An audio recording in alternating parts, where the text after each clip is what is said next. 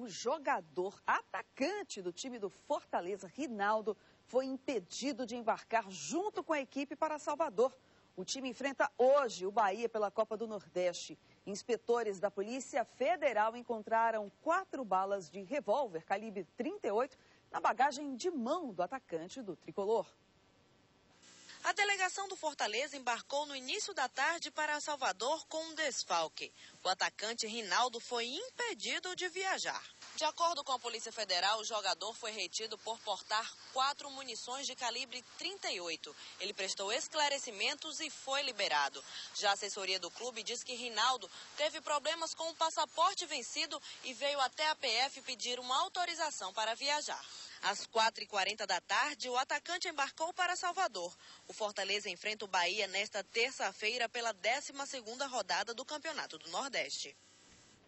Rinaldo vai ser autuado de acordo com o Estatuto do Desarmamento e ainda vai prestar outro depoimento. De acordo com a Polícia Federal, o atacante alegou que as balas eram de uma antiga arma que já havia sido entregue ao governo durante a campanha do desarmamento. A munição estava na bolsa dele, segundo ele, acidentalmente. Continua a novela da Orla de Salvador. O advogado da Associação das Barracas de Praia pediu ontem à tarde a suspensão da decisão que obriga a derrubada das construções. A agonia dos donos de barracas de praia aumenta à medida em que se aproxima o prazo determinado pela Justiça para a demolição dos imóveis. A maior parte dos barraqueiros não sabe o que fazer. Aqui só tem pai de família, gente fraca.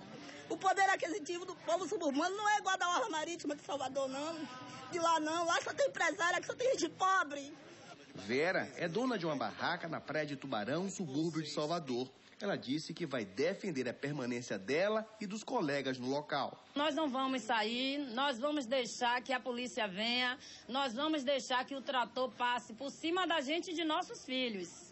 Para a maioria aqui, a sobrevivência da família depende das barracas. Eu vou viver de quê? Porque eu já tenho 60 anos, ninguém vai me dar um emprego. Realmente eu não tenho condições de me empregar em lugar nenhum. A remoção das barracas na Orla começou em maio deste ano. Agora, a decisão da Justiça de demolir 353 barracas entre as praias do Flamengo e de São Tomé de Paripe pode gerar um problema social mais grave.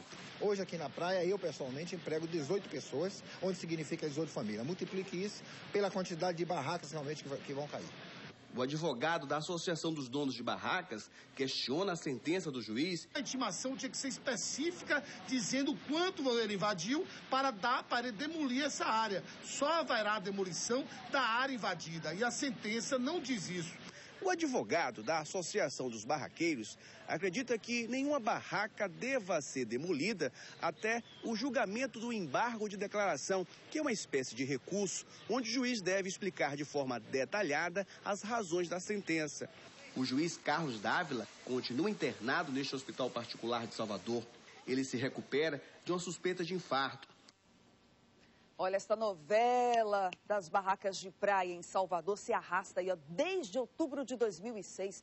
Foi quando o Ministério Público Federal, na Bahia, entrou na justiça contra a Prefeitura de Salvador. A denúncia era de que o órgão estava fazendo obras de ampliação das barracas sem licença ambiental na faixa da areia da praia, o que é proibido por lei.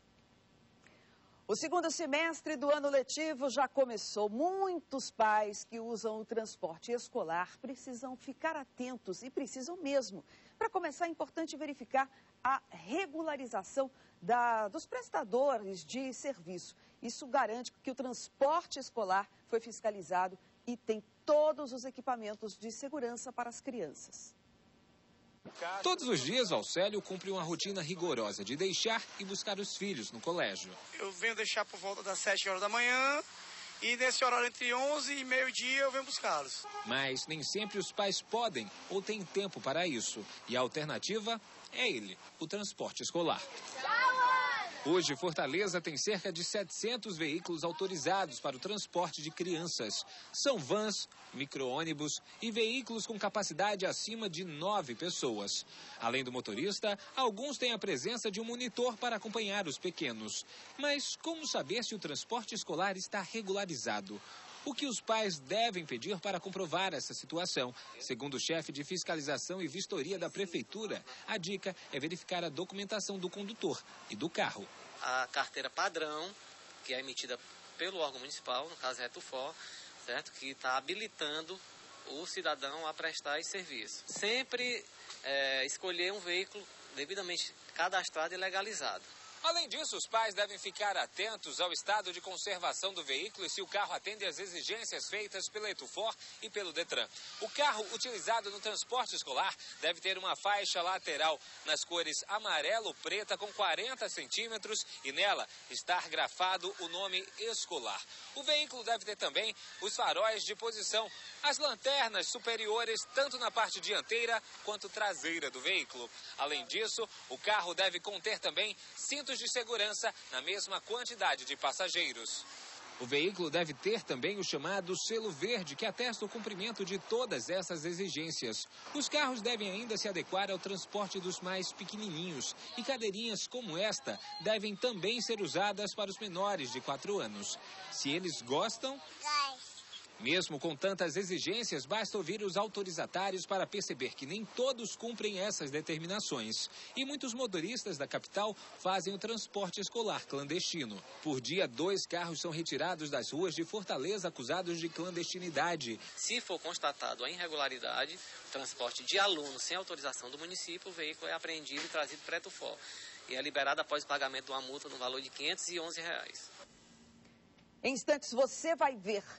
Ainda vai dar o que falar. Donos de barracas, você já viu isso aí, né? Você vai ver também que donos de barracas de praia pediram a suspensão da derrubada das construções. Mas depois dos comerciais você vai ver que hoje, será que vai ser um novo dia de caos nos aeroportos?